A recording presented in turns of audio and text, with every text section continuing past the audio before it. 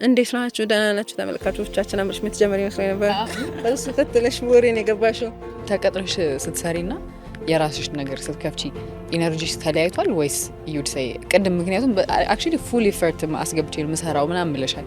ግን አንዳንድ ሰዎች አሉ አሁን በቃ ውይ አንተ አይደለ እንዴ ባለቤት ምናምን እስኪባል ድረስ የምር ከባለቤቱ በላይ ለዛ ቤት የሚሰራ ሰው አለ። ከዛ ደግሞ አይ ዶንት ኖ የራስሽን ነገር እኔ ደግሞ ማስበው የራሴ ነገር ቢኖር ሌዚ መሆን ነው የሚመስለኝ።